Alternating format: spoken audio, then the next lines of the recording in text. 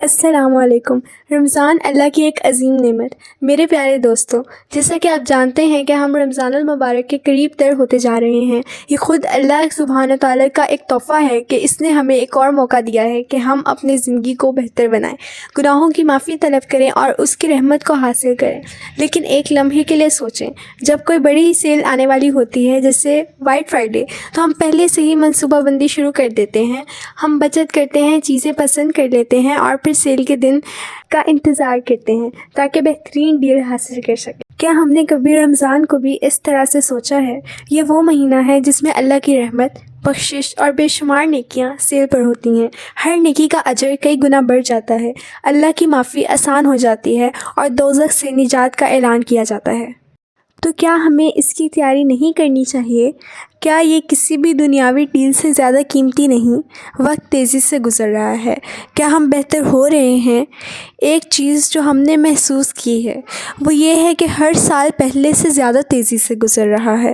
ایسا لگتا ہے جیسے پچھلا رمضان ابھی کل کی بات ہو اور اب ہم ایک بار پھر اس بابرکت مہینے کے دروازے پر کھڑے ہیں۔ لیکن اصل سوال یہ ہے کہ کیا ہم پہلے سے بہتر ہو گئے ہیں؟ کیا ہماری نماز میں بہتری آئی ہے؟ کیا ہم نے قرآن سے اپنا رشتہ مضبوط کیا ہے؟ کیا ہم نے اللہ کی مغفرت اور رحمت کے لیے زیادہ کوشش کی ہے؟ اگر ہاں تو یہ کامیابی ہے، چاہے یہ بہتری کتنی ہی معمولی ہو، یہ ترقی کی علامت ہے۔ اگر آپ نوکری کر رہے ہوں اور آپ کو کہا جائے کہ آپ کی تنخواہ میں اضافہ ہوگا تو کیا آپ انکار کریں گے؟ نہیں نا۔ پھر روحانی ترقی کو بھی اسی طرح قبول کریں، کیونکہ ہم اپنے ایمان کو ایک ہی درجے پر روک کر رکھیں جب ہم اللہ کے قریب جا سکتے ہیں۔ نیت کی طاقت، یہ اللہ کی بے پناہ رحمت ہے کہ اگر آپ کسی نیک کام کی نیت کر لیتے ہیں اور کسی وجہ سے وہ کام مکمل نہیں ہوتا، تب بھی اللہ آپ کو پورا ثواب عطا کرتا ہے۔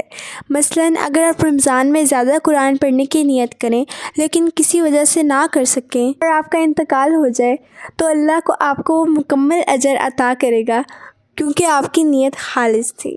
اسی لیے ابھی سے اپنی نیت کو پختہ کریں، نفل روزے رکھنا شروع کریں جیسے پیر اور جمعرات کے روزے۔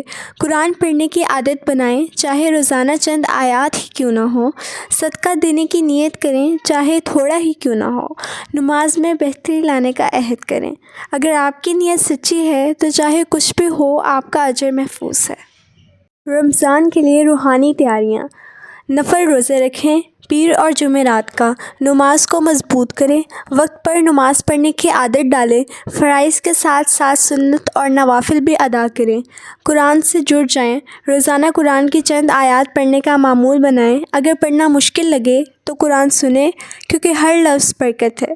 زیادہ سے زیادہ صدقہ کریں، چاہے تھوڑا ہی کیوں نہ ہو، اللہ دیکھ رہا ہے۔ حدیث میں آتا ہے، اللہ کو سب سے زیادہ محبوب وہ عمل ہے جو کسی مسلمان کو خوش کر دے۔ رمضان ایک عظیم سیل۔ ذرا سوچئے، اگر کوئی آپ سے کہے کہ ایک نادر موقع ہے جہاں آپ اپنی زندگی کے تمام گناہوں کو مٹا سکتے ہیں، بے شمار نیکیاں حاصل کر سکتے ہیں اور جنت میں اپنا مقام بنا سکتے ہیں، تو کیا آپ اس موقع کو گنوا دیں گے؟ یہی رمضان ہے۔ لیکن سچ یہ ہے کہ ہر کوئی رمضان نہیں دیکھ پائے گا۔ کتنے ہی لوگ ہم سے پہلے گزر چکے ہیں، کتنے نوجوان، کتنے صحت مند لوگ اچانک دنیا سے رخصت ہو گئے ہیں۔ کیا ہمیں یقین ہے کہ ہم اگلا رمضان دیکھیں گے؟ اس لیے ہمیں آج سے تیاری شروع کرنی چاہیے، تاکہ اگر اللہ ہمیں رمضان سے پہلے بلا لے تو ہم پہلے ہی نیکیوں کی راہ پر ہوں۔ مغفرت کا دروازہ: رمضان ہمیں اپنی زندگی کو بہتر بنانے اور تمام گناہوں سے معافی مانگنے کا ایک بہترین موقع دیتا ہے۔ بہت سے لوگ اپنے ماضی کے گناہوں کا بوجھ اٹھائے پھرتے ہیں، لیکن یاد رکھیں، کوئی بھی گناہ اللہ کی رحمت سے بڑا نہیں۔ چاہے ہم نے کتنی بار غلطیاں کی ہوں، اگر ہم اخلاص کے ساتھ اللہ تعالیٰ کی طرف رجوع کریں تو وہ ہمیشہ معاف کرتا ہے۔ حضور اکرم صلی اللہ علیہ وآلہ وسلم نے فرمایا، ہر انسان گناہ کرتا ہے اور بہترین گناہ گار وہ ہے جو توبہ کرتے ہیں۔ لہٰذا مایوس نہ ہوں، شرمندگی کو مایوسی میں نہ بدلیں، بلکہ اس کو ایک محرک بنائیں تاکہ اللہ کے قریب جایا جا سکے۔